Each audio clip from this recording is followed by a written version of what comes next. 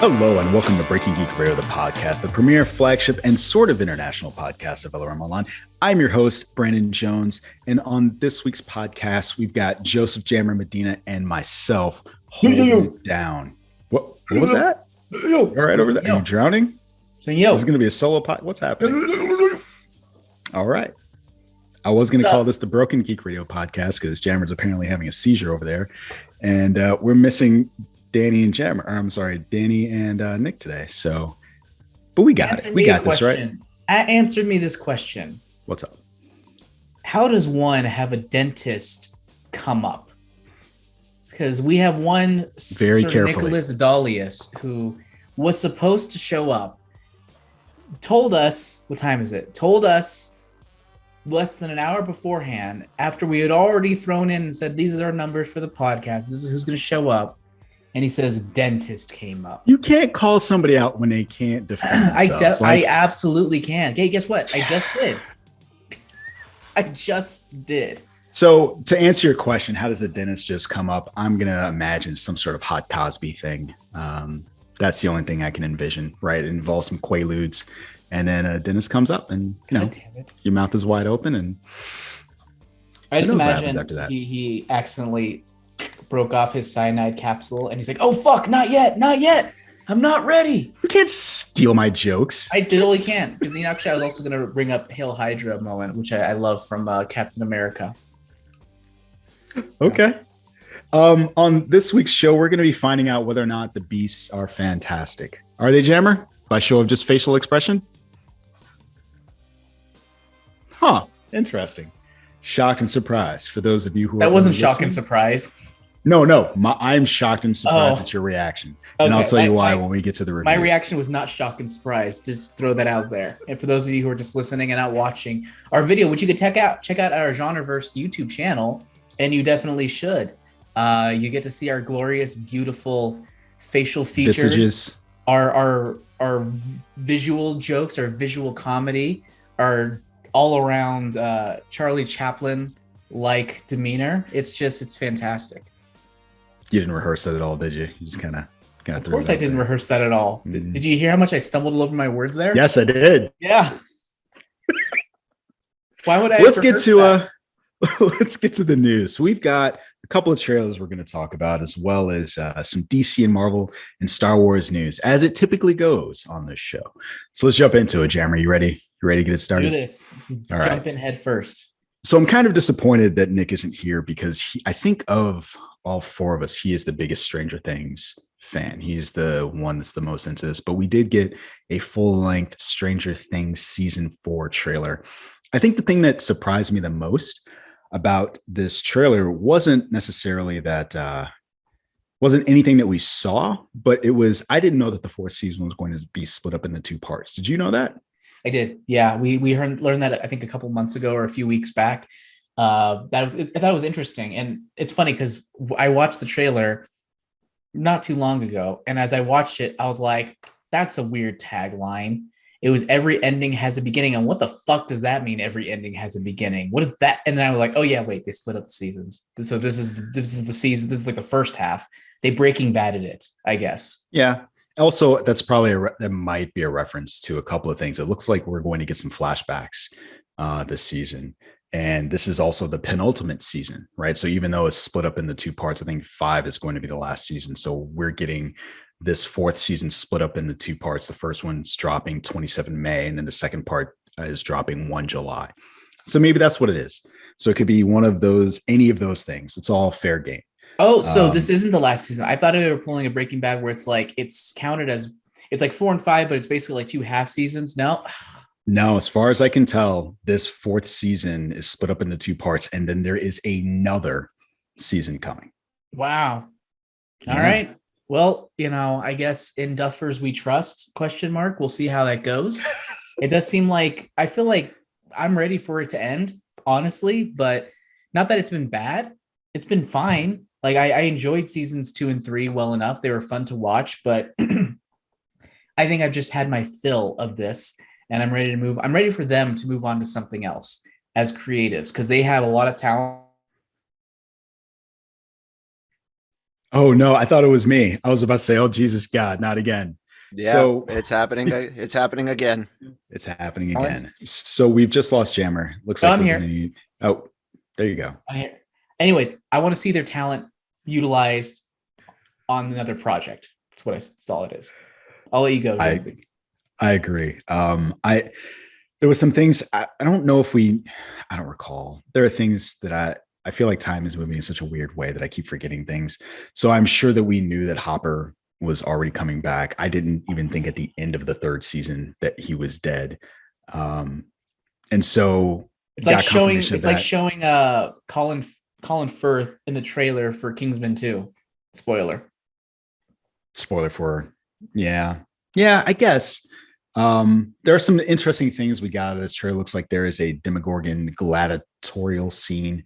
That looks pretty cool. I like that the big bad that we're getting is at least humanoid this time, so there can be some sort of emotional connection, reaction, something that they're going to be dealing with. So the Duffer Brothers have revealed that Vecna is the big bad that we have seen in this trailer. We got a couple of shots of him Who's throughout that the course again? of this.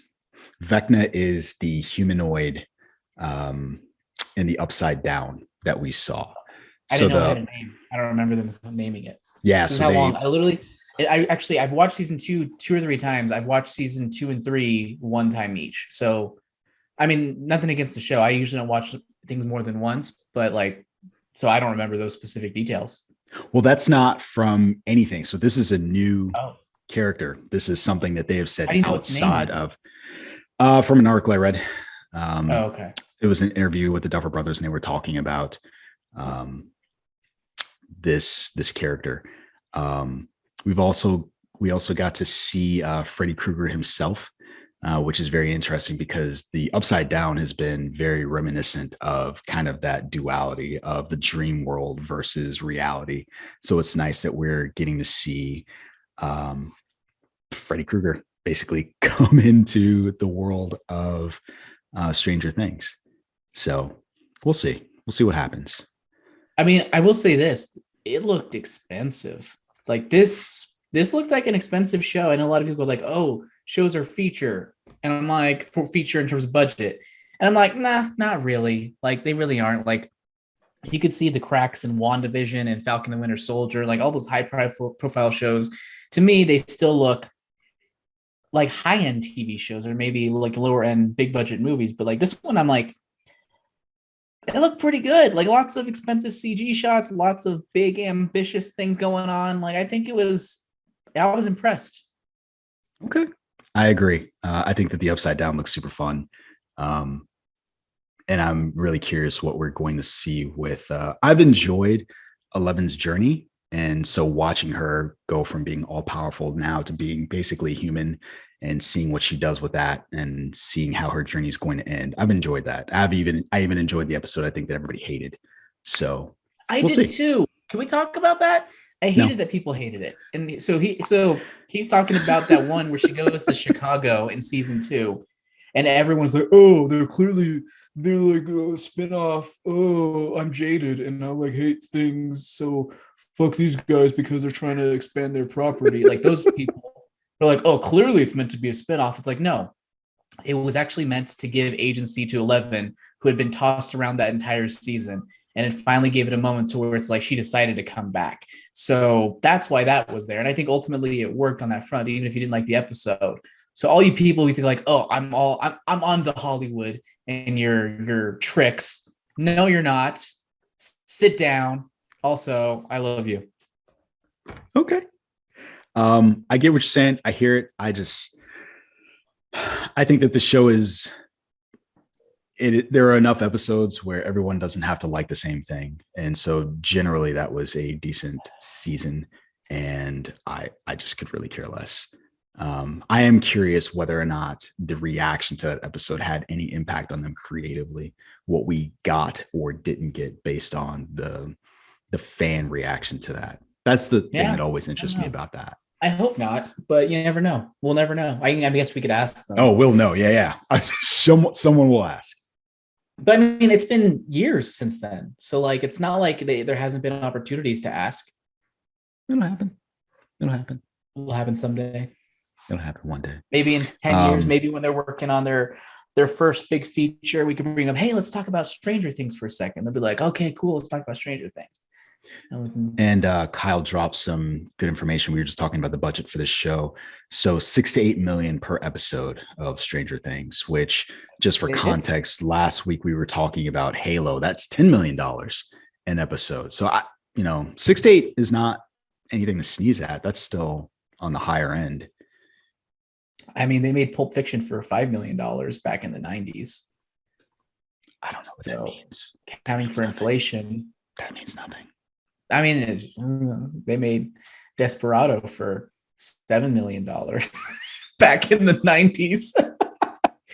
They made Ant-Man for, I don't know how much they made Ant-Man for. I think it was like I love that you went straight to Desperado, not El Mariachi, which probably was made for like $10,000 or less. No, it was made for $7,000.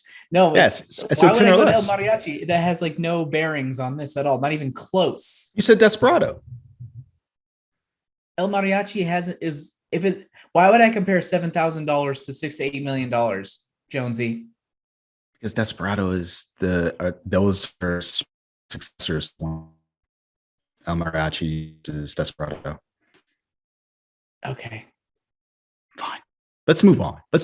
You ready? You ready to move on before we go into the upside down? I am ready. I'm actually a little concerned that you froze though, because you're frozen on my end. I don't know if you're frozen on Kyle's end. I don't know what's going on. I think I'm glitching. It's a glitch in the matrix. We'll push on. Your audio's coming through fine, Jonesy, but your image is choppy, but just keep rolling with it. All right. We'll keep going. We got another trailer this week for a show that dropped actually today, the day of recording, Friday, April 15th. So Outer Range, which stars Josh Brolin, is kind of like a Western style Outer Limits. The trailer, which Jammer, you just watched it is weird, right? It's weird on the level of like a Jordan Peele type. What the fuck is going on? There's a Jordan Peele, M. Night Shyamalan thing. Yeah. See, I can't say M. Night Shyamalan anymore without being like, ugh, I guess. But there's just like some random black hole in the middle of the prairie. And these cowboys have to figure out what's what. And Josh Brolin goes from like saying the Lord's Prayer to like, Lord, just tell us what's going on, to like, what the fuck is going on, God? And I just love that escalation as, we're bombarded with images of weird things happening. I'm here for it. I think that Josh Brolin generally does a good job picking projects. And so I'm really excited to see this, which is dropping on Amazon Prime today. Jammer, what do you think of the trailer? It's more fresh in your mind than mine. I thought it was pretty good. I didn't know what to expect. And funny, I think this is one of those things where I feel like I knew about this show.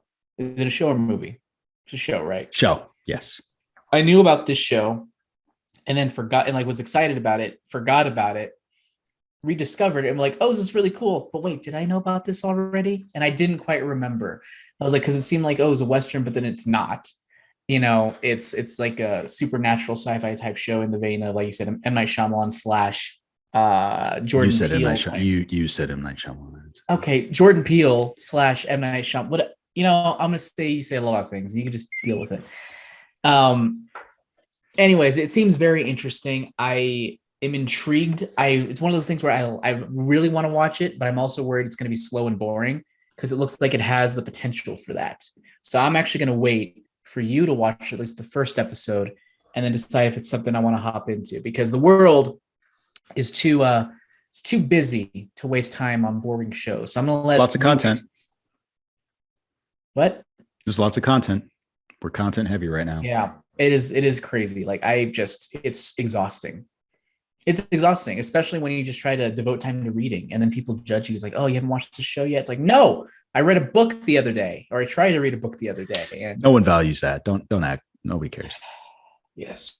Stop humble bragging about reading books. I like anyway. Bragging about reading books. I brag about reading books less than Nick Dahl brags about not reading books. That's true. No, it's true. It's funny because actually we were in a group chat with some other people and I was like, hey, I'm getting rid of my old Kindle. Does anybody want one? And I'm thinking like, okay, he's just in the chat. I know he doesn't want it, but it's for everybody else. And then he went off and was like, oh no, I don't read books anymore. Da, da, da, da. I'm like, okay, I know, Nick, you don't read books. That's fine. It's fine. You don't need to respond. I'm done.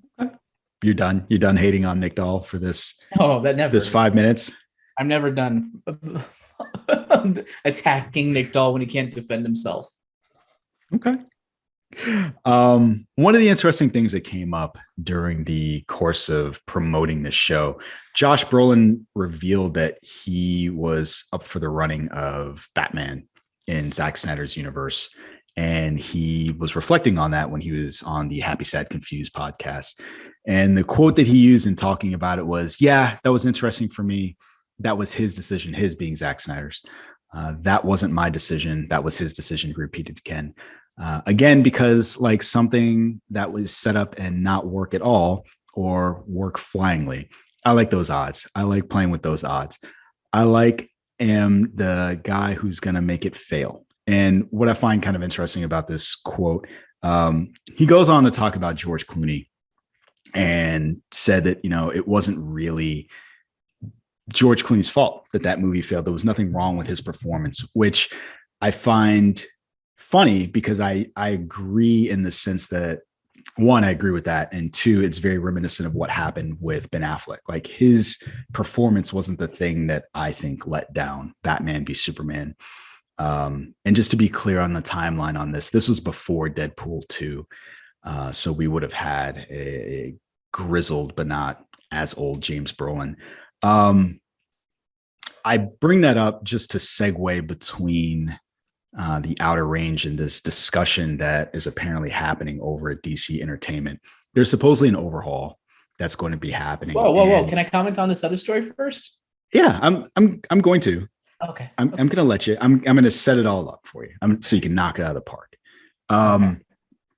So we've got this deal that just went down between Warner Media and Discovery, and it is natural that in the wake of these mergers, that there's going to be new decisions about leadership, and then that leadership is going to have ideas about what they want to see going forward.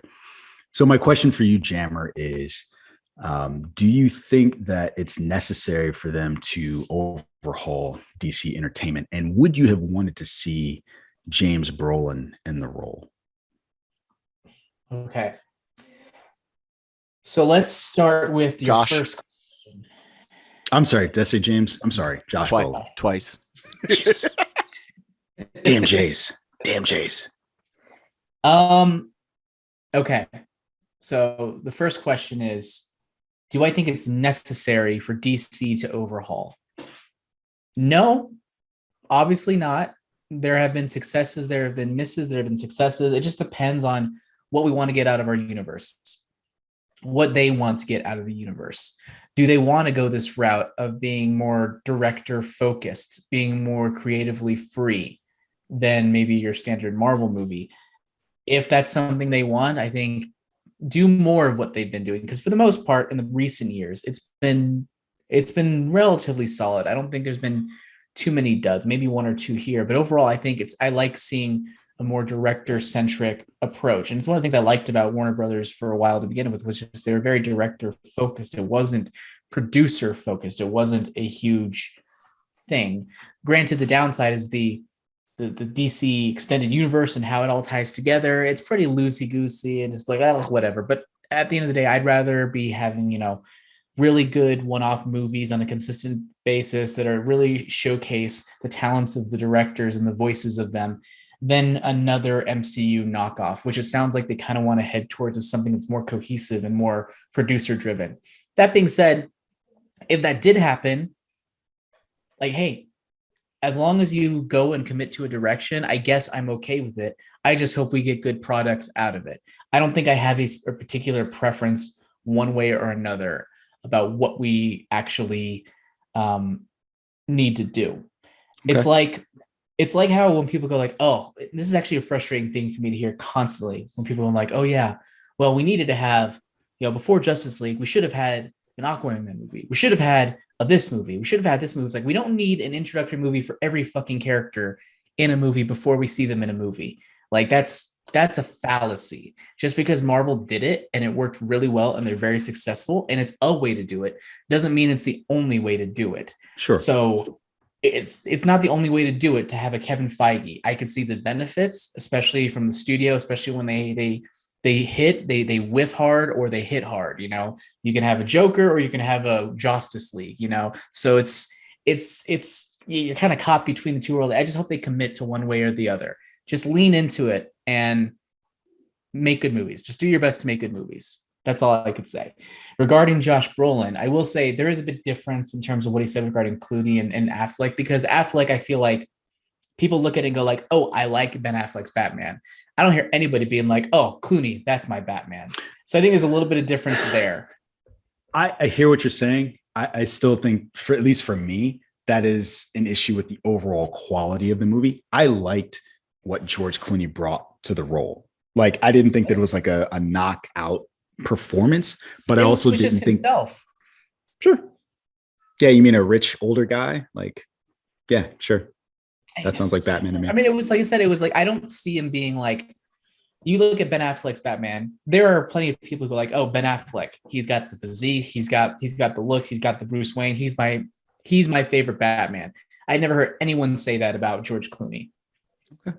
Again, not his fault, but I'm just saying, like, I think there's a bit of a difference there in terms of like, it's not like people were saying, oh, he was so good. It sucks that the movie just wasn't that great. You know, I don't think I've heard that comment, that he wasn't given the chance to prove what he could do in a Batman role. I actually do feel that way. You do feel that way. Interesting. Okay. Way. Like, not like he's my Batman, but I do think that with a better movie, a stronger script, he could have been better. Okay. As Batman. So, but regarding your question, could Josh Brolin be a good Batman? Yeah, absolutely. He could be a good Batman. It would have been a very different Batman. It would have been a more grizzled Batman.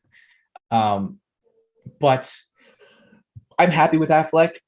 I think I'm happier with Affleck than I would have been with Josh Brolin. Why? I think. Sorry. I think he has more of that Bruce Wayne look to him when I see him.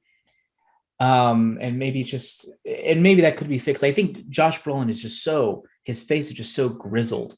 Whereas it's hard for me to imagine him as sort of like that Playboy millionaire type person, you know, sure, that persona that Batman has, at least that most iterations of Batman have. I think Ben Affleck could play that. And maybe I'm wrong, but I'm just saying, like, on the surface level, based on what I've seen, I imagine Ben Affleck as a better part of that. I imagine him more with those, like, you know, $5,000 suits and, you know, pulling it off and going to like balls and all of that. I imagine him doing that over a Josh Brolin. And also Josh Brolin is relatively short compared to Ben Affleck. And not that you have to be huge. Obviously, Robert Pattinson proved you didn't have to be a huge guy in order to play Batman. But Michael Keaton. How tall is he? Like 5'10". 5'10". Okay. But you know, it's just an extra thing that's an edge for me. Okay. Granted, I'd be happy to be proven wrong. Like, if he were to be cast tomorrow, I would just be like, all right, let's see where this goes. Like, it can work. An iteration of Batman. All right, I'm gonna just contradict myself, because thinking about it, he does fall into more of classic the Frank Nick Miller feel, the more Frank Miller feel of Batman than Ben Affleck. Yeah, isn't that where this version kind of draws its inspiration from? Which is why I'm contradicting myself. Oh, which is why I'm contradicting myself, where I'm just saying, like, his Batman, I think, could have been better, but his Bruce Wayne not as strong. Okay. There you go. I finally wrapped it up into a semi-cohesive conclusion. Okay. What about you? Would you have liked to see him as Batman? And what are your thoughts in terms of DC finding a Kevin Feige? Is it a good idea? Should they do that? And do you want to see that? I think that the last thing you said is correct, because he seems very much in the mold of the Dark Knight Batman, more so than Ben Affleck. Dark Knight Returns. Yeah, I'm sorry, Dark Knight Returns. I think that Warner Brothers suffers from schizophrenia when it comes to this stuff, and they look at successes and they're like, yeah, we want more of that. but there isn't much analysis as to why. And the thing that kind of sucks is they look at things like Joker as a quote in the Variety article, a shining example of how second build characters should be used. I did not care for Joker. So I contributed to that, $1 billion plus cume that they made, but it wasn't a movie that I enjoyed, nor is it something that I would look to for me as an example of more of what I wanted to see. They also talked about Margot Robbie's Harley Quinn as a second build character that they should utilize more. Didn't live up to it. No, that they said that should be exploited. And which is funny because while I find that the live action version, like her solo movie, I hold in lesser esteem. The animated Harley Quinn is fucking amazing. Like, I love that cartoon. And so I kind of see what they mean by secondary characters being exploited, but they're specifically referring to Margot Robbie's version, which is not the version that I really like. It is a very classic example of executives seeing the wrong thing and trying to extol that and pick that stuff out. And so you're right, in terms of the Kevin Feige stuff, like that's one of the things that they want out of this. I don't know how deep into the Variety article you got, but specifically some of the things they wanted to do was they wanted Kevin Feige. They feel like they lack a coherent and creative brand strategy, and they want to revitalize Superman, and they want more stuff like the Joker and Harley Quinn. So I'm really curious about the Superman part of it, because I'm one of those people that thought that Henry Cavill's casting was perfect. There were issues with 2013 Superman, but I also think that if you look at what Zack Snyder did with him in the Snyder Cut, I think he's fantastic in the role. And so it'll be frustrating to me if they just kind of shove him off to the side because it wasn't commercially successful. I think I want to address one thing you said. Sure. That was in the article. The idea that they wanted a Kevin Feige, or that they lack a cohesive brand strategy. And I want to leave up the option for an alternative to what I said, like either a Kevin Feige or business as usual. They don't necessarily need to be one or the other. It could be in between, where you have quote unquote Kevin Feige, who allows filmmakers to do their own thing, but it's all done with a specific strategy in mind. So like, hey, let's have another movie that exploits a specific dark aspect of Gotham. Let's do another that exploits a brighter aspect of, the world and all that. Like, there could still be a strategy while allowing creative voices to flourish more. So that is also an option. Like, that doesn't necessarily mean it has to be one shared universe with a cohesive feel to it and all that. It's not quite, it doesn't have to be that. So I guess I just want to just throw that open as another option, alternative to what I had said earlier. And I think I'd be open for that. But here's the problem with that. Okay. They've had this, right? Walter Hamada years ago was supposed to be quote unquote that guy. He was the one that was going to lead the revitalization of all of this stuff, and it kind of failed. It was also going to be how much of that had to do with his own private issues? I don't know. Yeah, but because I know he was accused of some pretty horrible things, if I recall. I don't know if that's so between that Jeff Johns, Walter Hamada, they've had people in this space that were supposed to lead their creative branding in the movies that they did and things of that nature. We've had reasons and rationale why things didn't work out, like either there was misconduct that supposedly occurred, or that I forgot what the specific Jeff Johns. Oh, that he and Zack Snyder didn't get along. That was another thing that supposedly happened. And so I hear what they're saying, but they've already tried this in different ways. And so maybe it's not just that we need a Kevin Feige in terms of what that means. I hate when people say that phrase now, right? It's almost we're at the point where we're in the dark night space. Yes, we're in the dark night space of what people want. You need people who make good movies, like flat out. You need people who care about the property. James Gunn is a huge, example of that for sure. Yeah, I agree. With Peacemaker and Suicide Squad. I just find it to be very fascinating that we're back in a space where they're saying like, this is the thing that we need. And it's like, well, you kind of already tried this. And so did you just fuck up picking the correct person? or Yes. what? And so yes, I think it's not that you need a quote unquote Kevin Feige. It's like you need to think deeper about who this person is and what they do and what they bring, if that's the route that you're going to go. The problem, you nailed it. The problem isn't that you're lack of Kevin Feige. The problem is that the Kevin Feiges you tried to hire weren't good enough. They didn't do a good enough job. Maybe they are good enough and the circumstances didn't allow, but they just didn't do an effective job. So you need to find someone else who could do a more effective job. Like Amy Pascal. I'm kidding. Sorry. I'm sorry. I just wanted to trigger Kyle. Did it work? Me. She's terrible. I'm triggered. Oh god. I feel so bad because I'm actually not an Amy Pascal hater. Like I know there's a lot of haters for her overall, but like I'm one of them. I think I'm turning because I try to give people the benefit of the doubt, but I've been at the point for a couple of years where I'm just like, okay, like you're just the movie. You don't make good movies. So for me, it's not about the movies, right? And so that's the thing. I could tolerate her as a person, but like when emails the internet, one of the things she asked somebody was like, "Hey, did you show Obama 12 Years a Slave?" You're a prick. So I think for me, it has less to do with the shitty movies that she makes than the shitty person that she is. So can you explain that again? Because you cut out for the thing. Sure. So during the North Korean hack where when North Korea released Sony's emails, her emails got blasted across the internet. And she was talking about Angelina Jolie and talking about what an asshole she was. One of the other emails that came out was she was saying that, hey, she was talking to another executive or somebody that had met then President Obama and was like, hey, did you show him 12 Years a Slave? He. And thought it was funny. It's like, I don't care about the movies that you make. You're just a prick. Okay, that's fair. That actually makes me feel less bad about it. I usually don't look as to whether or not producers are a prick because I assume they kind of all are. But that's like, yeah, all right, fuck it. Yeah, it's just more fuel for my fire. Yeah, thanks for the fuel. Yeah. Thanks for the extra bit of gasoline just poured onto his pyre.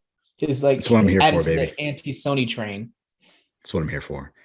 So it's funny. It is interesting to see the movies that they've come out with. Like I get that Venom is making money. Morbius didn't do particularly well. It is fascinating going back in time and looking at the idea that there was a period of time where Sony was going to pick up their ball and go home.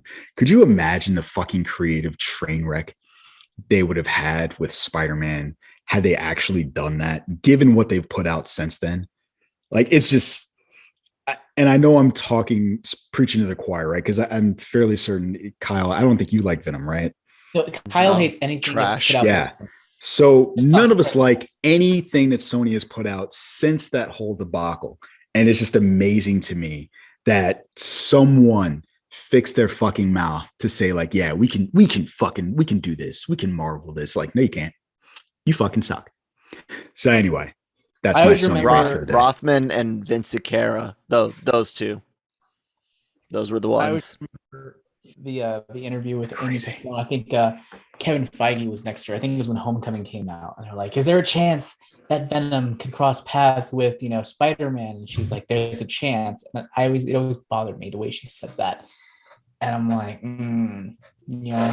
they really ended up being just as bad. I'm going to give a little bit of credit here to Kyle.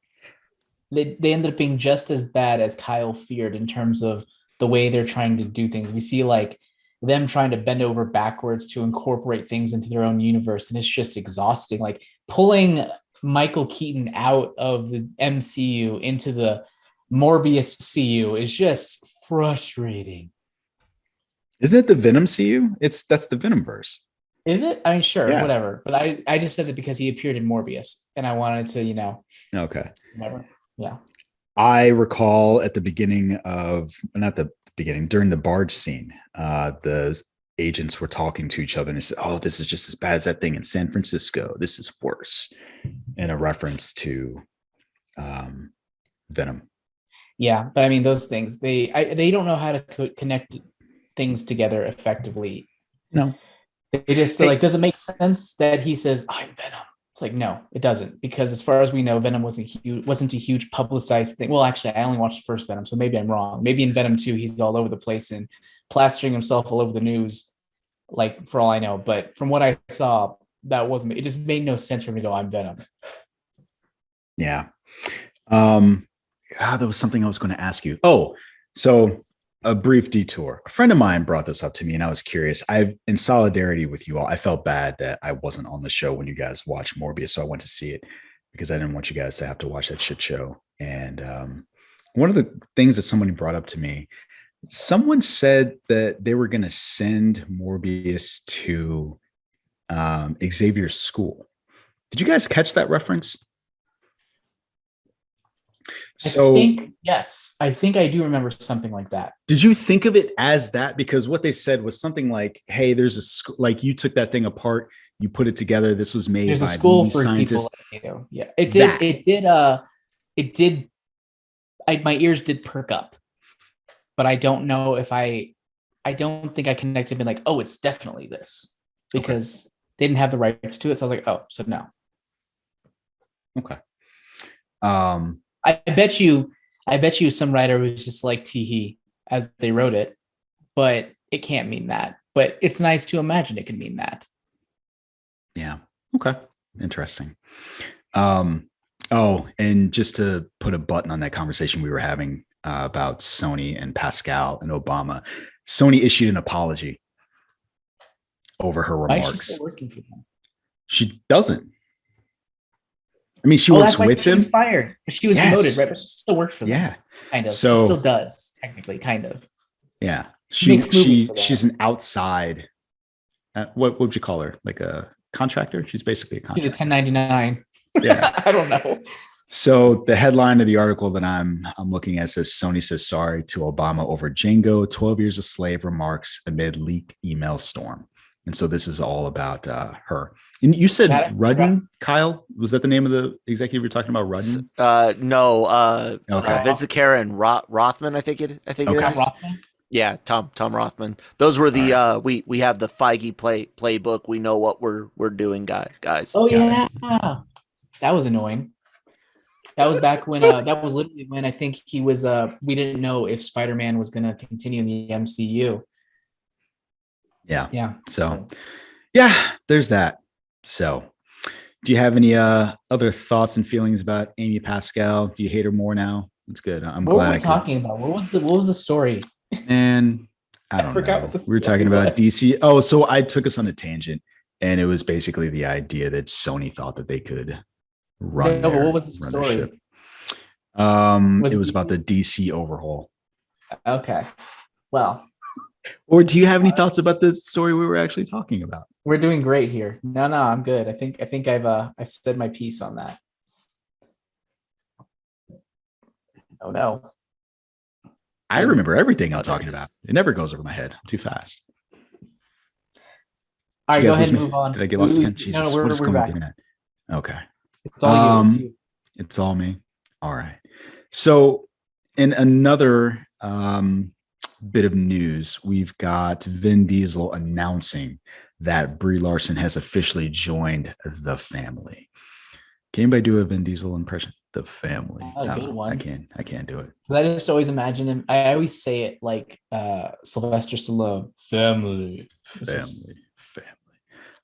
So in an Instagram post last week, he announced you're just talking over me. I was gonna never mind. Go ahead.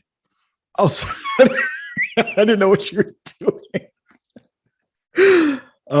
So in an Instagram post, Vin Diesel posted, yeah. You see this angel over my shoulder cracking me up. You say to yourself, that's Captain Marvel. Clearly, there is love and laughter in this image. What you don't see, however, is the character you will be introduced to and fasten. You have no idea how timeless and amazing she will be in our mythology. Beyond her beauty or intellect and her awesome thing you might not have expected, but yearn for. Welcome to the family, Brie. Did you get that? We got most of it. Jesus Christ. Put out for a little bit, but I think we're good. Man, Man, this is real bad. This is real I bad. just love that. I just love that you call it Fasten. You can call it Fast 10. Well, he put the word and the number together. I know, Fast 10. Fasten. I guess. All right. Anyways, I liked it, Jonesy. I'm with you on that. Fasten. I'm down. Yeah. Well, anyways, Fasten is I don't know. Like, sure. Like, I like when they throw in, other extra people into the family. I'm interested to see what her role is. I like Brie Larson. Yeah. I think she has potential for good. I mean, I'm not a huge fan of her as Captain Marvel, or I'm not a huge fan of Captain Marvel as written, but I do like Brie Larson, and I think she should be a lot of fun. And I'm just interested to see what they do with her, and hopefully she doesn't have dreadlocks like Charlize Theron did. So let me ask you this. So we've got Jason Momoa. He's definitely a bad guy, probably the big bad in this film. Do you think Brie Larson is going to be a good guy or a bad gal? Well, here's my question. You can't answer my question with a question. Well, yeah, I do. Well, it'll affect things. Did Vin Diesel ever say "Welcome to the family" with Aquaman? I mean, with Jason Momoa? I don't remember. Because maybe Probably. there's a difference between "Welcome to the family" means that you could be a good guy versus not. You're reading so deep into that, but you know what? I'm sorry. Did you just ask me to read into something and make a distinction based on comments? That's what I was doing. Oh no, I was more asking you like, what do you want, or do you think? Okay, you know what? Fine. Let's see. Now I'm gonna have to look this up while we're doing this thing. I do not see a post from Diesel himself. The Fast Saga official Twitter did tweet out back on January 28th. The Fast fam keeps getting bigger. Welcome, Jason Momoa. #Fasten. Actually, F10, but yeah. Okay. So you know what? So unless it comes from Daddy Diesel, maybe it doesn't count. Yeah. If it doesn't come from Daddy Diesel, if he doesn't acknowledge it, if he doesn't acknowledge a child, it can't be a part of the family. So I say Brie Larson is a part of the family. She's going to be good. Maybe she could be a new racer. Have they? Because they haven't had a new female racer in God, how long? Since Fast 5, 6? No. What's her face? Who? Who's the hacker? Ramsey. No, she doesn't count. She's not a racer. She's a hacker. She literally said in the 10th movie, "This is not what I do. This is not why I'm here." Huh? 9th movie. You said in the 10th movie. 10th movie's not out yet. No, sorry, the 9th movie. She said in the 9th movie that this is not my skill set. I'm not here to drive cars. And she drove the shit out of that garbage truck. My point is that she's not I'm talking about actual racers, someone who's just like, I'm born to, race like that, except with a less male voice because, it's Brie Larson. What I love is that you actually deepened your voice to say that and you're like, wait. So I want her to be a racer in some capacity. I want her to be like all about cars because we literally haven't had anyone like that since I don't even think Gal Gadot was that much of a racer, if I recall correctly. Oh, she's Mossad. Yeah. So I think Michelle Rodriguez has been the only actual racer. No, I would disagree. You said she was just there. So in 4, yeah, she is a racer. So 4, she worked for what's his face? She was a driver then. Definitely in 5, she was a driver. She was a driver, but she wasn't like a racer. Oh my God. No, you don't understand what I'm saying. I want somebody who was born and bred in the undergrounds and who is all about racing. That's what I want. We are so far from the underground in this series. Like, I don't give a shit. Don't give a shit. So, okay, here's my prediction then. I think she's going to be like Paul Walker's sister. Oh, okay. That's my guess. I can see that. She looks like she could be a Walker. Or that's so racist. A Bryan, what's his name? Bryan. Hold on, let me remember this. Come on. I don't know his last name. What's his last name? Spillner. Oh, I never would have guessed that. That's not his his fake. That was his fake name from the first one. Oh, what was his name? Bryan. Oh God, now I just messed myself up. Bryan Earl Spillner was his fake name. Brian O'Connor. She looks Brian like an O'Connor. O'Connor. I could see that. That's racist, Jammer. Totally. You ready to move on? Do you have any other thoughts? Yeah, I'm here for it. I mean, I wasn't thrilled with the last movie, but why not? I made it 9 movies in. I was going to say you're 9 movies deep at this point. You might as well finish the last 2. Yeah. Is it the last 2? Is it 2 again now instead of 1? Yeah. So 11 is the final movie. I always remember that when the 7th movie came out, and then they announced 8, 9, and 10, and then Vin Diesel was just like, "Oh, I can't believe we're already approaching the end with this final trilogy." And I'm like, "Oh my god, fuck off, dude! Come on." The truth is, though, the funny thing is, I'm gonna have to sit down when this finishes. I cannot wait to sit down and figure out, like, okay, over under, which are better, the Star Wars Skywalker trilogy or saga versus the Fast and Furious saga. Which one did it better? I would rather watch 4 through 9 any day of the week over 4 through 9. Yeah, I'm not gonna watch 1 through 3. Oh, wait. What are you talking about? You're talking about Star Wars? So you got to focus. Yeah. I'd rather watch the Star Wars. Guys, be specific. Because I think those fast movies are fun, but like they're not. You're on drugs. I will never watch the sequel trilogy again. All right. Whatever. I'm out. Because here's the thing. You know me. You know me well enough to I'll watch Fast 4, 5, and 6. No, maybe 5 and 6. You know me well enough to know that endings matter. And hey, listen to me. Hear the words coming out of my mouth. That ending 9 is dog shit. And so I will never watch 7 and 8 and then like, oh, right. 9 is how this ends. Endings matter, but they matter too fucking much for you. Enjoy things in retrospect. Come on. It's hard because all I think about is what comes next. Well, it's the personal problem. So it is, but it's a personal problem a lot of people have. Yeah, that's why they should go to see therapists more often. It's an undervalued profession. Disagree. Hard disagree. You ready to move on?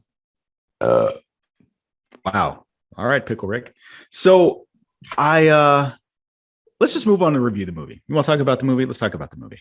Let's talk about some fantastic beasts. Let's talk about the mutilation. No, they're not. They're mediocre beasts. Let's talk about the mediocre beasts. Beasts. The mediocre beasts. So Fantastic Beasts currently sits at a 51% on the tomato meter from the critics and an 83% from the audience, which is I find kind of fascinating. It also has a 47% on Metacritic. So the synopsis for this film: Professor Albus Dumbledore knows the powerful dark wizard Geralt Grindelwald is moving to seize control of the wizarding world. Unable to stop him alone, he entrusts magizoologist Newt Scamander to lead an intrepid team of wizards and witches. They soon encounter an array of old and new beasts as they clash with Grindelwald's growing legion of followers. I stumbled because I have no idea what happened, but Siri popped up and was like, "You want to talk to me?" And I was like, I can't imagine what I read. No, I don't want to talk to you. Yeah, what did I read that made you? And I'm looking at what I read. Like I can't imagine what you heard that made me think I was calling you. Go away. Anyway, my Twitter review of this film is: I've never been more bored by an interesting story. I think there are elements of this that could have been good when you dig deeper into it. And so there's this John Mayer song, somebody stop this train. And as I sat there in a train, that's what I was thinking of. The line is, I know I can't, but honestly, won't someone stop this train? Stop these fucking movies. All right. We're in film 3 out of 5. Just stop. You can stop right now. It's okay. But yeah, that's me. Jammer, what do you think? What's your Twitter review of this film? I kind of fall in line-ish with what you said. I don't think I'm as passionate about stopping right now, but I do agree that it is it's an interesting story with lackluster execution. And more than anything, it made me wish these were books instead of movies. And I could talk to that mostly because I feel like half of this movie, and maybe even for the previous movie as well, I didn't understand why people were doing things or what the plan was, but I feel like there was a reason for everything. It just wasn't communicated properly or wasn't communicated effectively to me. Like there was a lot of moments where there was like a plan happening, and I was like, "What's the plan? I don't get it." And then all of a sudden, it's like, "Wait, why is this character doing that? I don't. Why are they doing this?" And I just imagine, knowing Rowling and how she writes, that if I was inside these characters' heads and understanding the why behind Mm, everything, and not only the why, but just get the emotion and feeling behind it, this would be, as you mentioned, much better. Like it's a good story, but the execution is just sort of eh. And I think it all has to do with me not understanding where the characters are coming from, why they're yeah. feeling what they're feeling, and then just some other stuff. But almost felt like not as bad, but it almost felt like the Rise of Skywalker to the Last Jedi, Jesus Christ. where there were some parts that were reversed from the previous movie for almost like without much consequence and almost without any rhyme or reason to it. So overall, I'm not saying stop these movies, but like at the same time, I'm like, all right, well, we'll see how the next one does. Okay. Oh, Um, but I will say Jude Law was great as Dumbledore. I loved his take on Dumbledore. He was so good. I watched these when I was watching the trailers. I was like, these movies always should have been about him. I don't understand why Newt Scamander exists as the lead character. Yeah. I am just there's nothing interesting about him. And as it was funny because he felt more and more sidelined in this movie than he had been. And I wish they would just fully do that because I don't particularly care about him as a character. And Mm-hmm. you could just And they as didn't do a good easily, job of actual character building for it. He didn't have an arc at all, and he hasn't had an arc in any of the movies. To be perfectly honest, no, he had some off-screen arcs, and I think it just has everything to do with J.K. Rowling, frankly, not knowing how to write movies. She yeah, knows how to write books very well. Um, I like the Cormoran Strike books quite a bit, and yeah, I'm a fan of of agreed. course, the Harry Potter series. But I just feel like she's too internally focused for this medium, and I could tell she's trying. There are lots of moments in all of the movies where they're trying to get things across visually, but they don't work for me. I don't get the information I feel like I need to get from them. But at least she's trying. At least they're trying. I just wish they did a better job.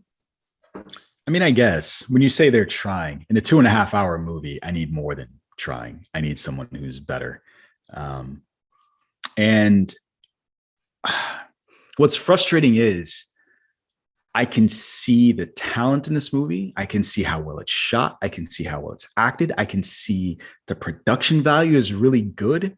It is just an incredibly bland film. And to your point about the writing, like that's her. That's her fault, which is again Yeah. weird based on all of the things that you said, right? Like this is the thing that she's good at. Unfortunately, it's just not translating. It's not in And the I don't want medium. It's not her medium. to, yeah, and I don't want to shit on this movie too much because it's not bad. It's just boring. And one of the things I was going to say, and the reason why I was surprised at your reaction, is because one of the things you always talk about is the thing that you hate the most is being bored. I wanted to go to sleep while I was watching this movie. And I was trying to imagine, I was like, okay, is Jammer like into this? Is he bored? Is he falling asleep? And I was anticipating enjoying this conversation where you talked about how boring the movie was. Um, No, I but wasn't bored. I was more bored than I wanted to be, but I was way more bored than something like Morbius. I guess Like this I one, I don't. at least was intrigued. I'm like, what's happening? I don't quite understand. Interesting. All right. I want to see what Yeah, happens next. I guess the frustrating thing to me about that, and when I said an interesting story, they're all the things that you kind of that they hint at, but never really delve into too much. So, for instance, for me, one of the things I really liked about this movie that I wish they'd either expanded upon more, or one of the reasons why I wish Dumbledore was the main character. Every conversation that they had about his sister, or every interaction with his brother Albert IV, or even if they'd expanded Credence's role. And again, it goes back to the idea like that should have been the core of these movies, because that is an interesting story. Just the idea that these two brothers carry the guilt of maybe one or both of them killing their own sister. And now the person that was also in the room when this happened is running for quote unquote minister, prime minister, president of the wizarding world, is, I think, a fascinating story. But it is it's almost like a footnote or something that gets hinted at. And it should be the A plot rather than the B plot. There's too much stuff happening and there's not enough emotional core focus. Well, I think that should be the core story. And the other thing that I think is weird about these films is that is a very adult story. And these films feel like they're geared towards Harry Potter fans who grew up reading these books. So one of the things I loved about the books was they were written for people who started with book one, got older as the books went on, and they were either they were almost adults by the time the last book came out or in college. And the books aged appropriately. These films feel like they're still for those people. That's that first demographic. And the story that's hinted at with Dumbledore and his brother and Grindelwald, like all of that stuff feels like an adult story. And I wish they just told it in that way. I think that would be a better story than what we got. Yeah, I mean, I can't disagree with you. Like, I think I've always been of the opinion that, like, I didn't feel like we needed to, for example, focus on the original rise of Grindelwald and how that affected, Ariana and all that. Like, I don't think that needed to be the focus, but I just think this needed to be better, and it just wasn't. It was fine. I'm not gonna actively watch it again. Probably. No. But I mean, it wasn't horrible. Like, no, it wasn't aggressively mediocre like Morbius was. This was just, it had, like you said, it had the potential, and it made me want more, and it made me wish that they just got a different screenwriter. It's frustrating to me because it has all the trappings of what could be a very good story, and it's set in this world that I really like. Yeah. And it's just toothless. It's strange to me that they're basically having a conversation. I mean, it's the same conversation that they had in the original Harry Potter series, but now they're adults, and we're dealing with like literal Nazis. They're literally Nazis, right? They're in World War II Berlin, and like you have no teeth as far as your story goes. Like, not World that War is II. 30s, no, late 20s, early 30s. No. We jumped forward in time. No, we didn't. Yeah, we did. No, we didn't, because they said it was a year between 1927, which is when this first movie. Yeah, it was a year between when he met Newt. He, meaning Jacob, met Newt, and this movie. So only a year or so has passed in between 1, 2, and 3. I feel like that can't be true, but I'm looking it up for you right now. Give me a second. It's set someplace before 1939. I mean, way before 1939. We didn't jump ahead. Dan Folger describes the film as a setup. So the film, okay, so maybe this is incorrect, because this says that Dan Fogler describes the film as a setup for World War II, suggesting that the film is set before 1939. Well, it's set in 32 apparently. So that's weird. So none of the timelines match up regardless, because I know there was one scene literally where I think it was Layla. What's her name? Layla. Probably, honestly, one of my favorite characters in the movie. Probably, honestly, what the woman who was with Jacob most of the time. She mentioned that it was a year since he met Newt. Okay. In the movie, so it would be 1928 or 1929 in theory, based on their timeline. Because I think the first one was in 27. Am I wrong? Yes. Not sure. The Crimes of Grindelwald took place in 27. Okay, so yeah, this would be 28 or 29 then. This is 32. This is 32.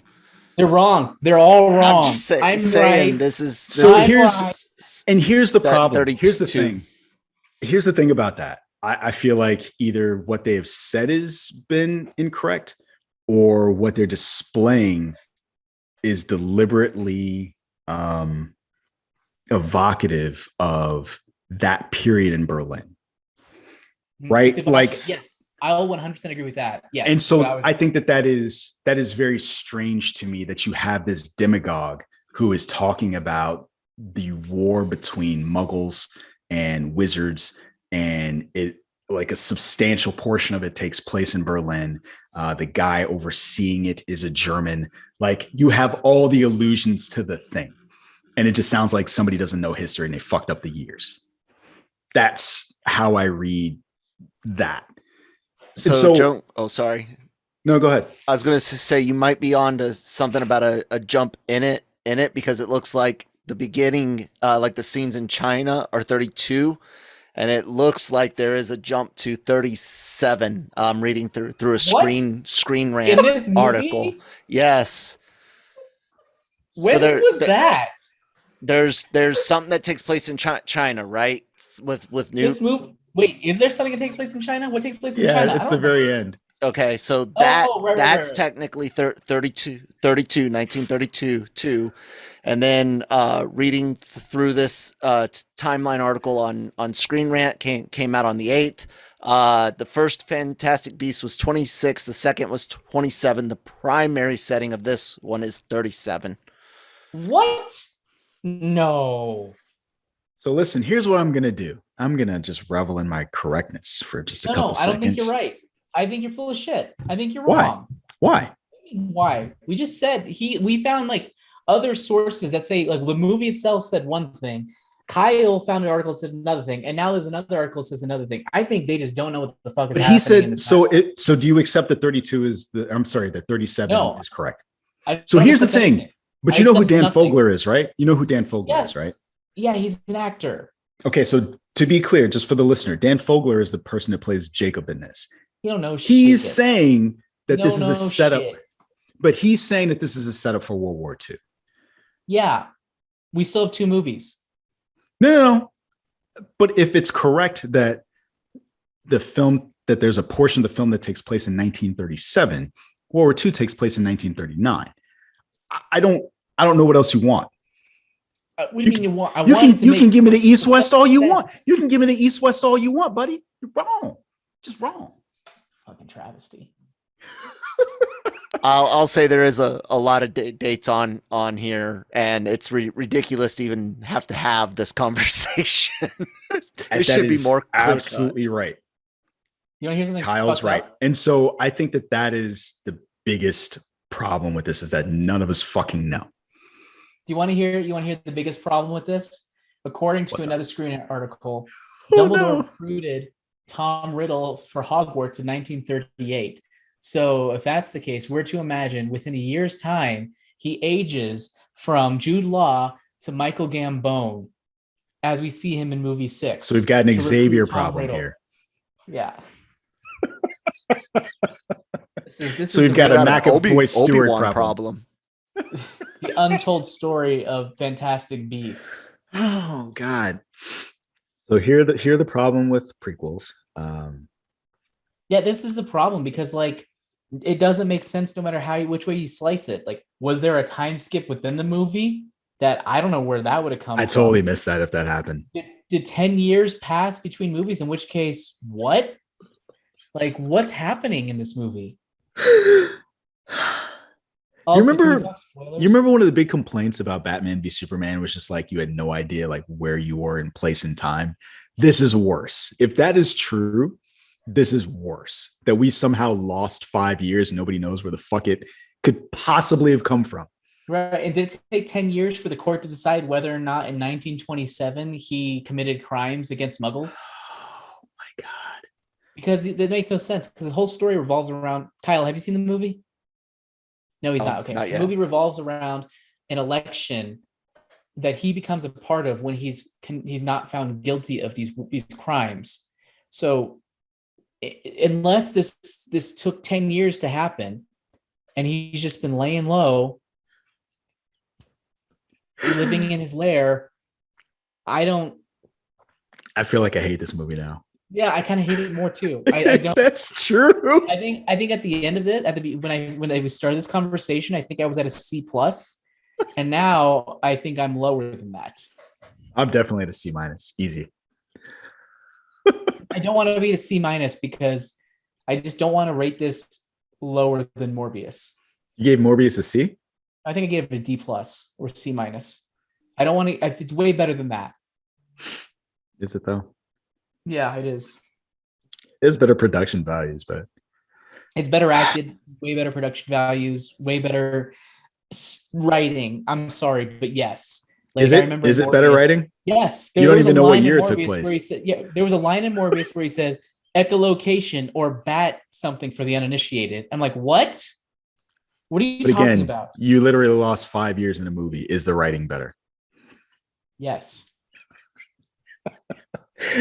I like the giant scorpion thing. That was fun. It was fun, but in retrospect, a completely superfluous and unnecessary scene.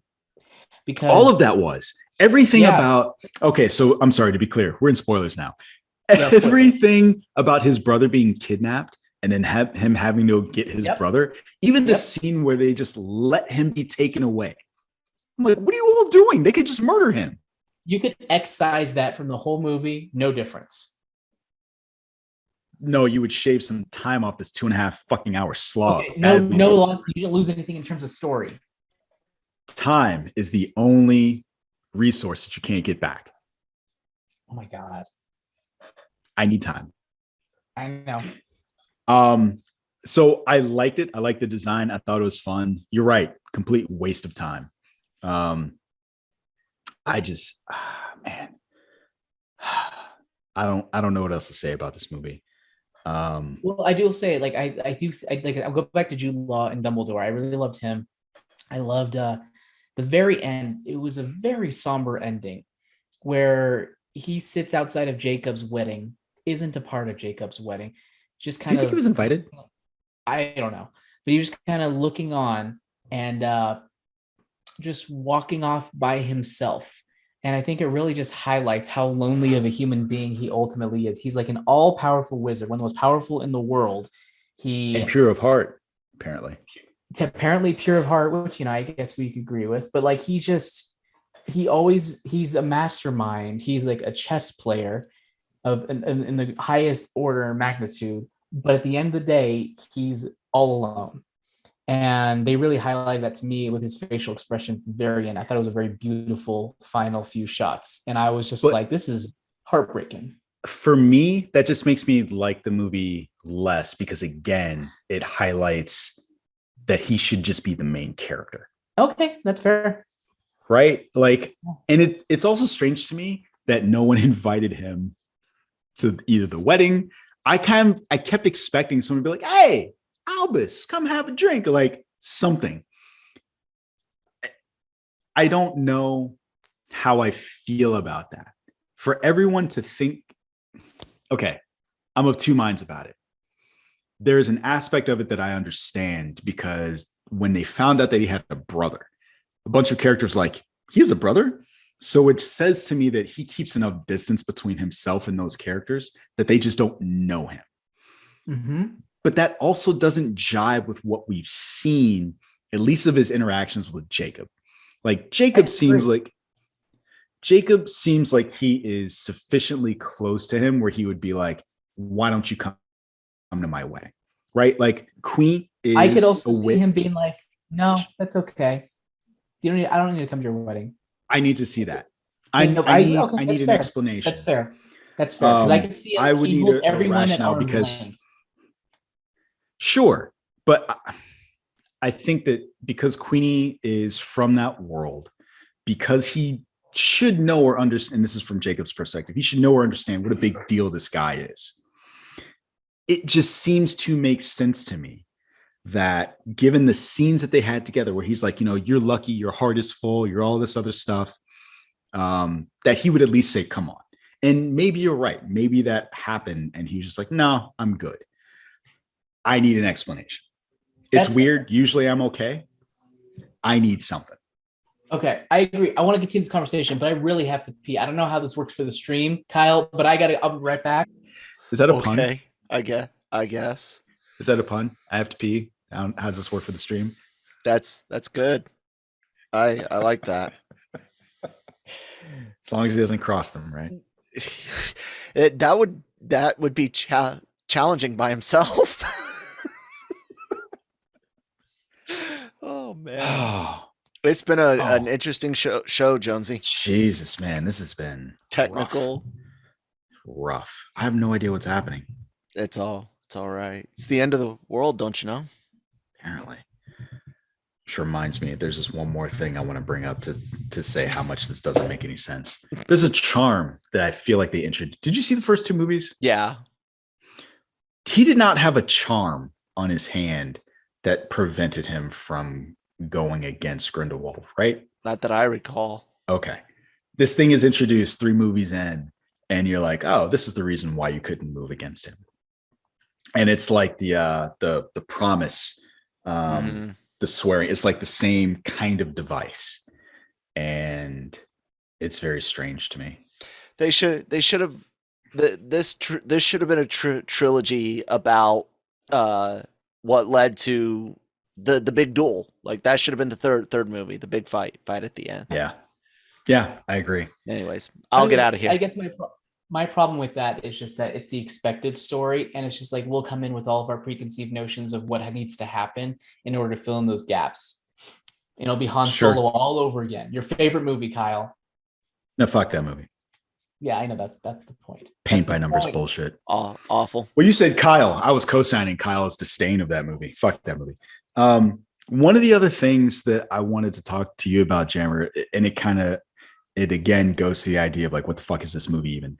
The charm that got introduced like 3 movies in that explains like, oh, this is the reason why you couldn't move against him. It's because you've had this charm that we haven't seen for, heretofore 2 movies, now introduced in the 3rd movie. Like, what?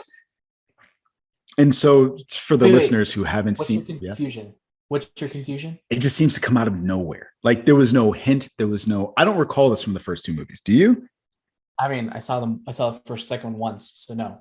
But I think that you would recall like a thing that physically stopped him. I think he mentioned in the second one that he can't move against Grindelwald. But we didn't know why. Now we do. I don't hold that against the movie, Jonesy. That's like the one thing I will hold against the movie. It's literally on his hand, though. Not all the time. It's not like it's plastered to his hand. He just held it at his hand. He caressed it when he thought about it all the time. That's what it was. It wasn't always present. That's like you saying, how do we not notice that you had a ring on your hand? It's like, well, sometimes I take it off and I just don't wear it. It's like, whatever, it's fine. If the ring was like choking you and stop you from talking, that would be a little bit more obvious, right? It depends on where it is. Depends on where he puts it. It's not tied to his hand. I can't. It's not tied to his hand, Jonesy. I'm sorry. It's not. That is one. I will not go down on that. I will not die on that hill with you. I'm glad you're not going to go down on it. Yeah, you're alone.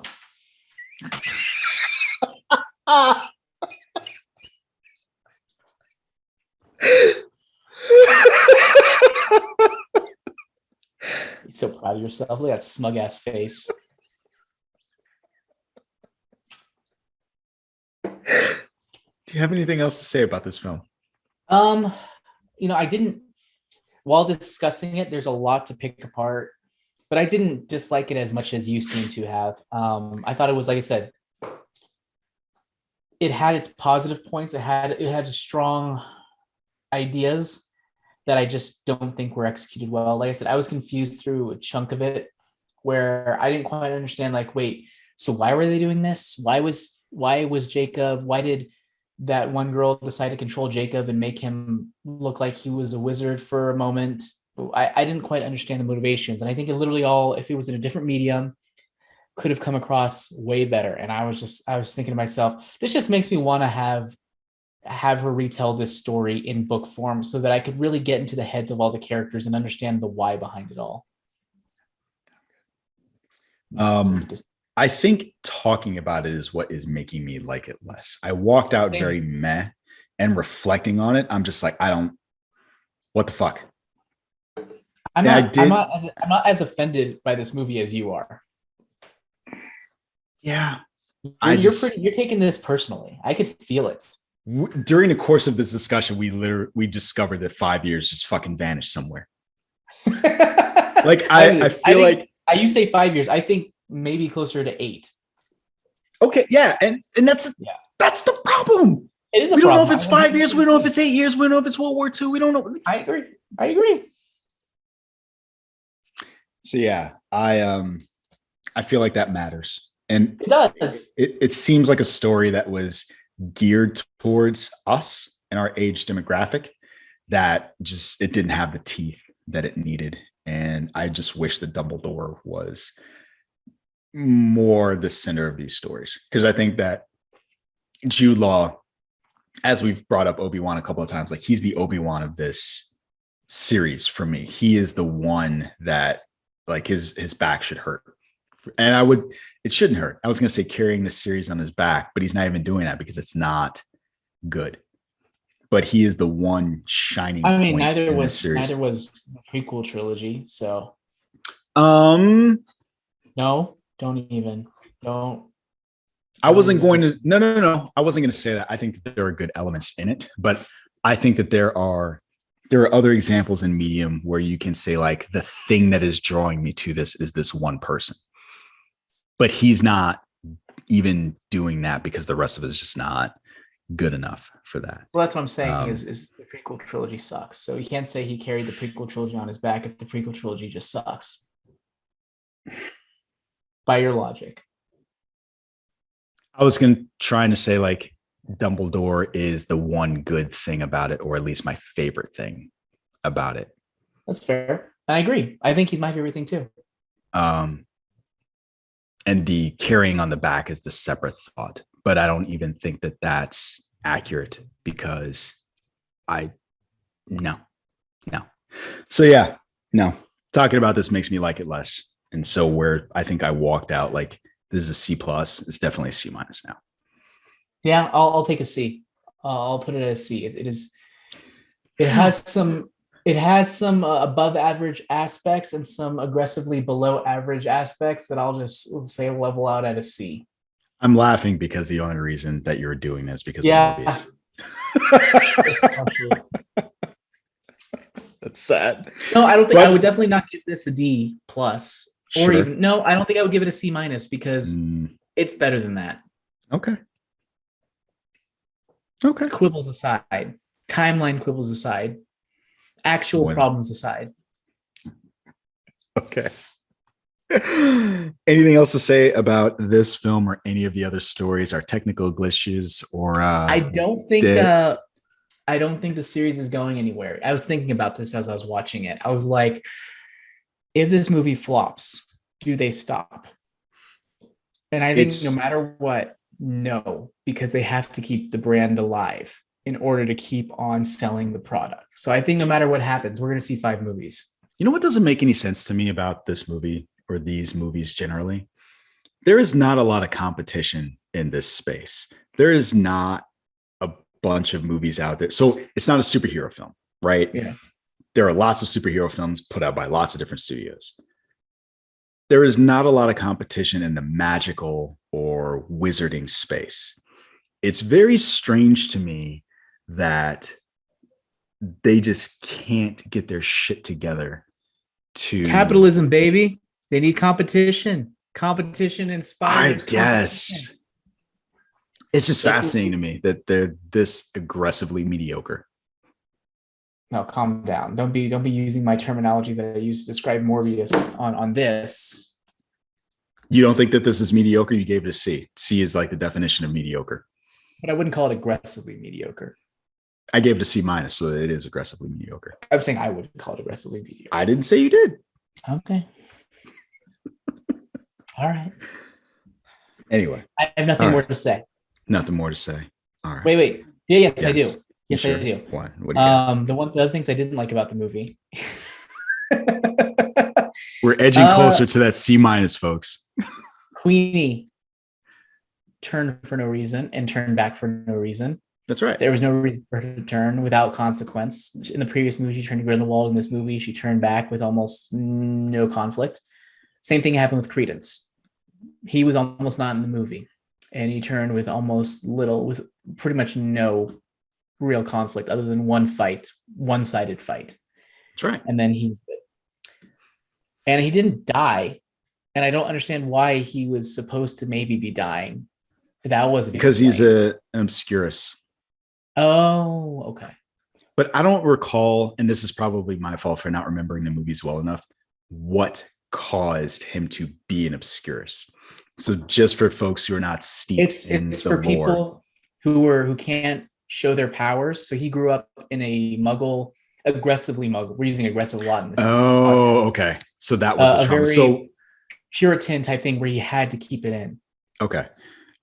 Because with Dumbledore's sister, it was actually being attacked that caused her to be an obscurus. As opposed to, that's interesting. Credence was part of that, like that Puritan group, that Puritan cult like area where it's like it was completely against any idea of witches. I think I kind of understand where Credence came from, because it was the combination of the fight with Dumbledore plus the fact that he was dying. Now, I don't know why he didn't die, and it would seem to make sense that he would, because I don't know that there's anything that can stop that, right? Is there? We don't know. Guess as good as mine. Okay, now I have nothing to say. Now I'm done. All right. Okay. So yeah, anyway, I agree with you about Queenie as well as Credence, but I could kind of see where Credence comes from more than Queenie. That just seems to come out of nowhere. But that's why I gave the movie a C-. Also, why did Jacob matter so much? edging ever closer to that C-. Why did you tell me. You tell me. I don't know. Like, why does he seem like, oh yeah, we need you to be here to do this thing? Why him? There are millions. I think that he is I think because the idea is, so this is stupid and it doesn't really make any sense given what we've seen the Chillin be able to do. But maybe it's the idea that he is a muggle and is therefore less predictable. He's the wild card. But he didn't do anything wild cardish. Listen. I'm trying to help you explain the shit movie. I don't know. I don't know what the actual answer is. The Chillins were really cute though. Whatever. You just like it reminded me of my dog. I wanted one really bad. And I guess I have my dog, so that's good. No, but the fact that they killed like 2 Chillins over the space of, like 10 minutes or 5 minutes at the beginning, very upsetting opening. Did not like that. Why? Because it was sad. I don't want to like cute animals get killed, get slaughtered. It's never fun. It's never a fun time. Sounds like you should give this movie a C-. So here's the deal. I give this movie a B-. Here's the deal. Just to spite you. Just to spite you. I'm going to give you 3 seconds. Last fucking call. Okay. Because every time I say we're done, you're like, yep, all done. One more thing. You're like Steve Jobs over there. I'm done. You're like the Steve Jobs of reviewing movies. One more. You done? You sure? Done. I'm done. All right. Dear listeners, if you like what you heard, and why wouldn't you? Do all the socials, like, rate, comment, subscribe, share. We definitely appreciate it. Also, LRM Online has other great programs for your listening pleasure. You can find those you can find those programs on lrmonline.com, as well as the Genreverse Podcast Network. Jammer, where can you be found as opposed to my terrible closings? You can find me on Twitter at Jam the Writer, and all of my books under the name AJ Cerna on Amazon and Audible. And check out my Patreon, AJ Cerna, because I just released a pre-edited draft of my new book. So you can get it there if you are a Patreon subscriber. So do that. That's right. Spend some of them Brandon Sanderson dollars on Jammer over there. Except that's Kickstarter, not Patreon. So, but it's the same idea, right? I know. I know. I'm just a picky bitch. So let's not. Apparently not with your fucking B- over there. And you can find me tweeting at Sir Jonesius and Instagramming as well as Sir Jonesius. And of course, right here. Folks, as always, thanks for listening, and we will catch you on the next one. Hasta lasagna. Don't get any on ya. Mission accomplished.